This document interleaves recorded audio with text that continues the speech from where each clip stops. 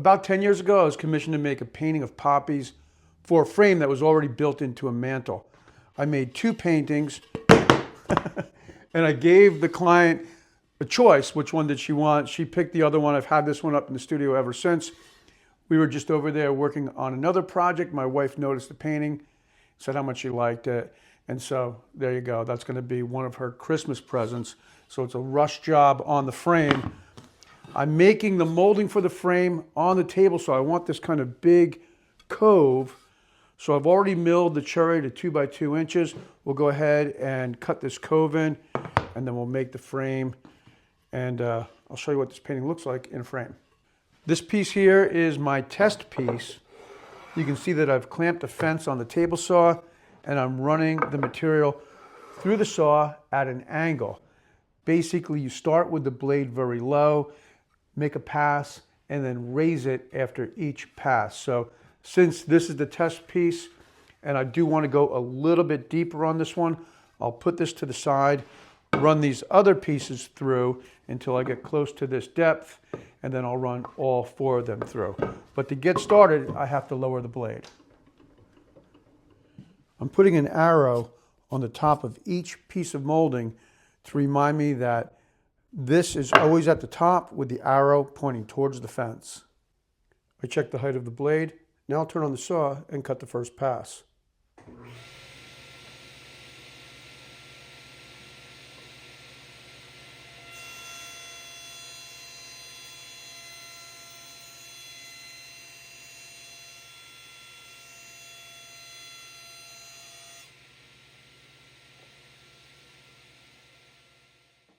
Once I've run all the parts through the saw, I'll raise the blade again just about 1/8 of an inch and run the parts again and continue to do that until I get to the desired depth.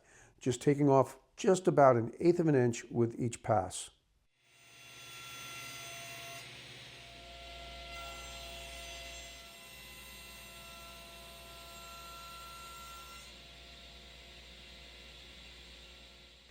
With the molding made, I'll set up the miter sled and cut the miters on the table saw.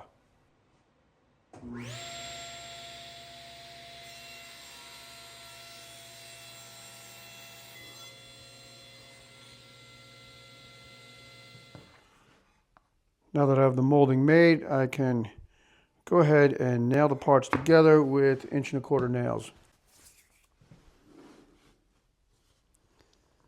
Hopefully I have nice tight miters, but if not, this is going to be painted, so I have a little wiggle room.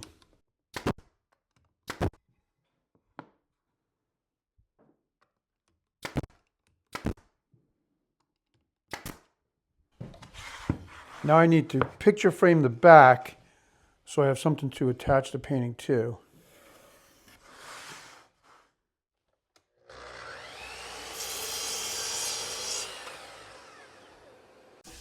These thin strips are the offcuts from when I built the Jatoba planters this summer.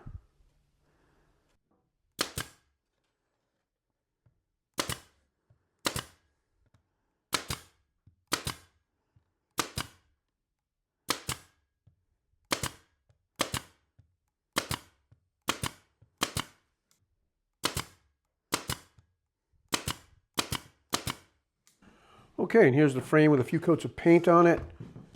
I'll drop the painting into the frame and attach it from the back. I should add that this painting was originally painted on 1/8 inch masonite. I mounted it to 3/4 inch birch plywood so I had something to screw into. So I just want to make sure that the reveal is the same all around. Once I'm happy with the reveal, I'll put a little downward pressure and attach the painting with a few screws from behind. Okay, and here it is, and I really like the way this looks in this frame. I like a nice big gutsy frame. It kind of sets off the painting. I should add that after building the frame, I gave the frame a good sanding, brush primed it, and then I sprayed it with a few coats of this Krylon Color Max. The color is ivory, and I really like this. I've been using it for a while. The trick is to stay far away when you're spraying. Don't get up too close or you will get runs. And use several thin coats as opposed to 1 or 2 thick coats. This is one of those gifts. I've been married for a long time, so anytime we get close to the holidays, I'm like, what am I going to get my wife? And she feels the same way.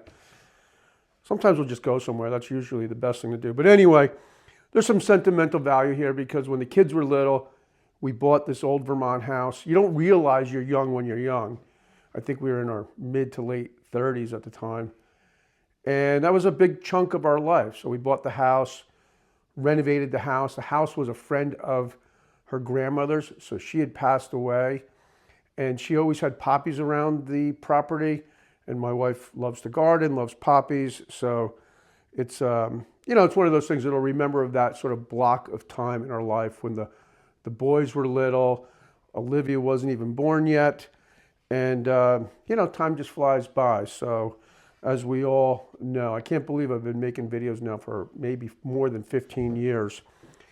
And I really do appreciate everybody tuning in. I really enjoy the comments. I read all the comments, try to reply to most of them. Sometimes it gets difficult, but I really do appreciate everybody tuning in.